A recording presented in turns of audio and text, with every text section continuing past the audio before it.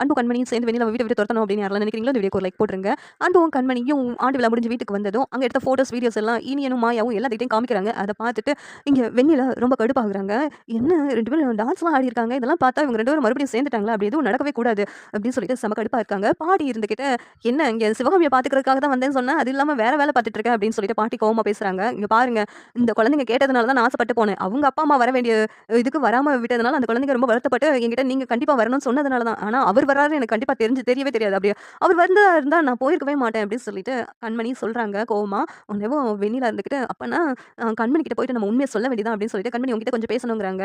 என்கிட்ட என்ன பேச போற அப்படின்னு சொல்லிட்டு கண்மணி கேட்கறாங்க. இங்க பாரு, உங்க அத்தையால நடக்க முடியும், பேச முடியும். ஆனா எதுக்காக நடிக்கிறாங்கன்னு உனக்கு தெரியுமா? அப்படின்னு சொல்லிங்கிறாங்க. என்ன சொல்ற? அவங்க எதுக்கு நடிக்கணும் அப்படின்னு சொல்லிட்டு கண்மணி கேட்கறாங்க. அதான் உங்க அத்தைக்கு சரியாயிடுச்சுன்னா நீ இந்த வீட்ட விட்டு கிளம்பி போயிடுவல்ல. அதுக்காக தான் அவங்க அத்தை நடிச்சிட்டு இருக்காங்க அப்படின்னு சொல்லிட்டு இங்க வெண்ணிலா சொல்றாங்க. உடனே உன் கண்மணிக்கும் அதிர்ச்சி ஆகுது. இங்க பாரு, உங்க அத்தை முன்னாடி நீ ஏதாவது கீழ விழுற மாதிரி ஆக்ஷன் பண்ணு. உடனே அத தாங்க முடியாம உங்க அத்தை எழுந்து பேசுவாங்க.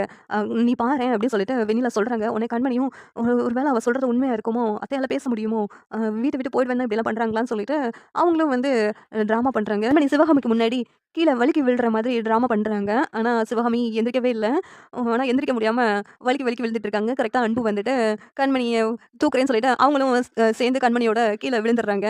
இந்த நேரத்துல வெண்ணிலா அந்த இடத்துக்கு வந்துட்டு, "என்ன இப்படி ஆயிடுச்சு?" அப்படின்னு சொல்லிட்டு புலம்பிட்டு இருக்காங்க. கண்மணி வெண்ணிலாவ பார்த்துட்டு, "இங்க பாரு, அத்தைக்கு இன்னும் சரியாகவே இல்ல. நீ இப்படிலாம் என்கிட்ட வந்து பொய் சொல்லிக்கிட்டு இருக்காத. நான் இந்த வீட்ட விட்டு போகணும்னு சொல்லிட்டு, அத்தைக்கு சரியாகுற வரைக்கும் நான் இந்த வீட்ல தான் இருப்பேன்." அப்படின்னு சொல்லிட்டு கண்மணிய வெண்ணிலாவ போட்டு ஒரு அரைஞ்சிட்டு போயிடுறாங்க. இந்த சீரியல் எப்படி இருந்தா நல்லா இருக்கும்னு நீங்க நினைக்கிறீங்கன்னு கமெண்ட் பண்ணுங்க. இந்த வீடியோ பிடிச்சிருந்தா லைக் பண்ணுங்க, ஷேர் பண்ணுங்க, சப்ஸ்கிரைப் பண்ணுங்க. Thank you.